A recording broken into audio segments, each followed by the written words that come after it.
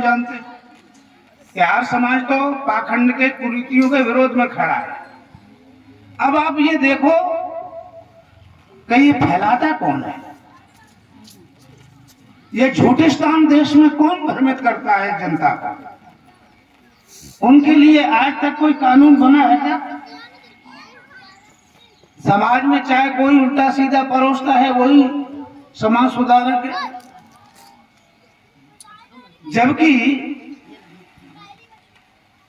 एक चपरासी से लेकर के और बड़ी नौकरी तक सबके प्रमाण पत्र मांगे जाते कि आपकी योग्यता क्या है। देश के नेता का कोई प्रमाण पत्र नहीं मांगता और उपदेशकों का भी कोई प्रमाण पत्र नहीं मांगता। चाहे कोई भी ढोला मजीरा लेकर के केवल पीर आमोछा डाल करके शास्त्री बनता है, जबकि शास्त्री तो मेरे देश की एक डिग्री है। शिक्षा प्रणाली ही बदली हुई है इस देश की और आशा करते हो कि देश को हम बदल लेंगे। तुम कभी नहीं बदल पाओगे, क्योंकि जब तक शिक्षा नहीं बदलेगी तब तक कुछ बदलने वाला नहीं है। 1835 से पहले भारत की धरती पर एक भी ईसा स्कूल नहीं था, कोई स्कूल नहीं था। पहला स्कूल 1835 में बना। कहां बना? हुगली नदी के किनारे कलकत्ता में पहला स्कूल बना 1835 में। 35 से पहले इस देश के अंदर कहीं कोई स्कूल नहीं था। जगह जगह गुरुकुल हुआ करते थे और उस समय में माताओं बहनों का सबसे ज्यादा अपमान किया जा रहा था। अगर किसी का पति मर जाता था तो उनको जबरदस्ती जलाया जाता था। भला हो राजा राममोहन राय का, लेकिन ऐसे भला नहीं। जब खुद के दर्द होता है तब आदमी को ज्ञान आता है। उनकी भाभी के साथ यही किया। भाई का निधन हुआ तो भाभी चिल्ला रही थी, देवर मुझे बचा लो, मुझे बचा लो, और लोग ढोल बजा करके जबरदस्ती उसको चिता में जलाने के लिए ले जा रहे थे। और उस समय के ठेकेदार इस काम को क्या बता रहे थे? बोलो, धर्म बता रहे थे। क्या है, एक महिला को उसके पति मरने में कोई दोष है क्या महिला का? क्या महिला को पति के साथ जला देना ये धर्म हो सकता है क्या? ये जघन अपराध को धर्म के ठेकेदार धर्म बता रहे थे। इसमें ऊंची शान मानी जाती थी। जिसकी बेटी जल जाती थी, जिसकी बहन जल जाती थी, जिसकी बुआ जल जाती थी, उस घर के लोगों की प्रतिष्ठा समाज में ऊंची मानी जाती। उसकी देखो सती हो गई तो इसको ऊंची प्रतिष्ठा मानते थे, लेकिन इसका असली कारण नहीं जानते कि ये धर्म क्यों बता रहे हैं। जबकि खुलेआम वो रो रही है, चिल्ला रही है, बिलख रही है, मुझे बचा लो कह रही है, लेकिन नहीं। पर राजा राममोहन राय की भाभी के साथ जब ये हुआ उनके भाई के मरने पर, तो राजा राममोहन राय अंग्रेजों की ईस्ट इंडिया कंपनी में नौकरी करते थे। इसलिए उन्होंने अंग्रेजों से मिलकर के एक कानून बनवा दिया और वहीं से सती प्रथा का अंत हो गया। ये प्रथा नहीं थी, ये कुप्रथा थी। इसको धर्म मान रहे थे लोग। और कौन फैला रहे थे? जिनको ये हक मिला हुआ था कि जब कोई नारी जलाई जाती थी उसके पति के साथ मरने पर, तो जितना भी आभूषण पहन करके जाती थी, सोना चांदी, वो सारे आभूषण सहज जलाया जाता था। और उन आभूषणों को जो राख होती थी उसको छानने का अधिकार किनको मिला था? जो ये कहते थे धर्म है, धर्म है, उन लोगों को ये अधिकार मिला था, माने पोपों को मिला था। पोप लोग उस राख को छानते थे। और आप जानते हैं जलती हुई अग्नि में भी सोना चांदी खत्म नहीं होता। सारा सोना चांदी उनको मिल जाता था, अपने घर ले जाते थे। तो क्या वो ये चाहते कि ये बंद हो जाए? वो तो चाहते इसी तरह मरती रहे और हम धनवान। और उनकी अकेली बात नहीं है, इस दुनिया में बड़ा लालची लोग हैं जो अपने आप को राम भगत कह रहे हैं ना, राम भगत, उनसे ज्यादा लालची कोई नहीं है। वो बहुत बड़े लालची। और नहीं तो राम भक्तों की यदि आप पहचान करना चाहो तो बोलो, जो राम को मानते हैं, अगर आप रास्ते में जा रहे हो और आपको राम की मूर्ति मिल जाए तो आप उठा लोगे कि छोड़ दोगे? बोलो, उठा लोगे ना, क्योंकि भाई राम के भगत हो। और रावण की मिल जाए तो हो सका तो लाते मार के छोड़ दो, जहां से कि रावण के भगत तो है नहीं, यहाँ तो राम के हैं, राम की मूर्ति उठा लेंगे। और अगर कल अब जाओ और वहां दोनों मूर्ति एक साथ मिले, एक मूर्ति राम की हो और एक मूर्ति रावण की, पर रावण की मूर्ति सोने की हो और राम की मूर्ति पत्थर की हो, बता कौन सी उठाओगे? बोलो, कहां तुम्हारा फिर आदर्श चला गया और कहां गई तुम्हारी राम भक्ति? तो इसलिए ये राम भगत लोग, जो गाय कटने वाली कंपनियां हैं, उनसे भी चंदा वसूल लेते हो। बोलो, वो रावण की सोने की मूर्ति उठाने वाले हैं कि राम की मूर्ति उठाने वाले हैं?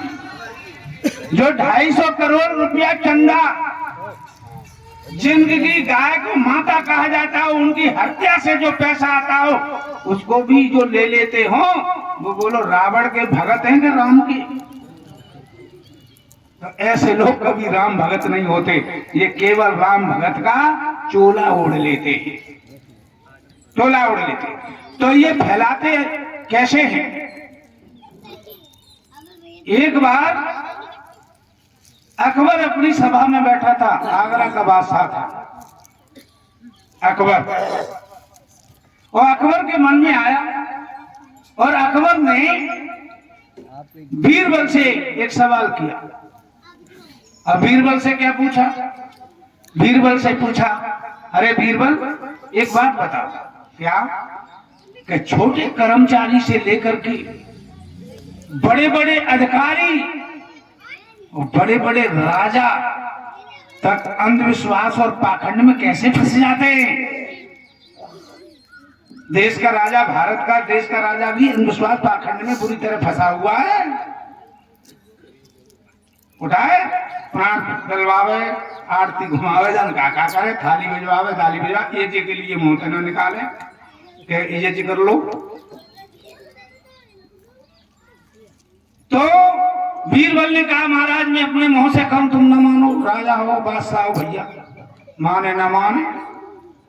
तो बीरबल बोले कि महाराज मुझे कुछ वक्त चाहिए। तो बादशाह ने कहा ठीक है, दिया वक्त। कितना? बोले 15 दिन का। बीरबल वहां से चला और सीधा बाजार में पहुंचा, और बाजार में पहुंचा तो मोची के दरवाजे पहुंचा, मोची की दुकान पर जो जूता बनाता, और मोची से कहा, अरे मोची भाई, हाँ, कि 1.5 हाथ लंबे तो जूता बना दे। मोची का भाई इतने लंबे जूतों का क्या करोगे? बोले से तुम्हें क्या मतलब भैया, हम पैसा दे तो बना दो,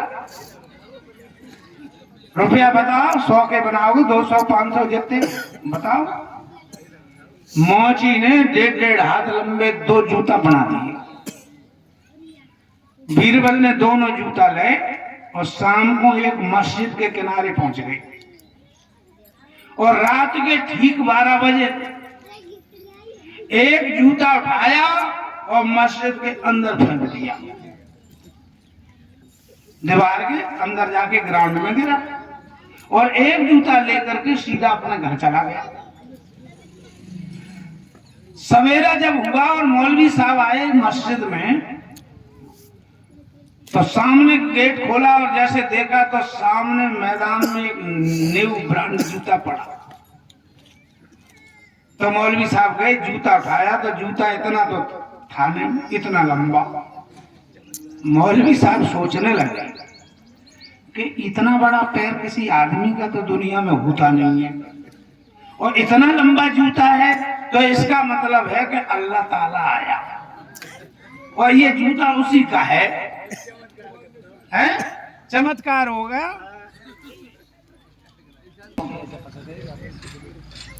तो भैया बोले ये तो अल्लाह ताला का जूता हो सकता है, इतना लंबा पैर किसी आदमी का तो होगा नहीं। सो झपट के उठाया और चूमा, अल्लाह का जूता। और फिर उठा के चौंध पर रखा, खुदा का जूता। और मुल्ला सीधा भागा अकबर के पास। बोले बादशाह सलामत, चमत्कार हो गया। बोले क्या हुआ? कि आज मस्जिद में अल्लाह ताला आया। कि कैसे मान लो? कि जूता छोड़ गया। कि दिखाओ भाई। तो जैसे ही जूता मौलवी साहब ने अकबर को पकड़ाया, तो अकबर ने हाथ में जो पकड़ा और सोचने लगा कि वास्तव में इतना लंबा पैर किसी आदमी का तो हो नहीं सकता। इसका मतलब मौलवी मेरा ठीक बोलता है, ये जूता अल्लाह का ही हो सकता है। और जूता उठाया, चांद पर रखो। और फिर कहीं अल्लाह का जूता, और फिर चूमा, खुदा का जूता।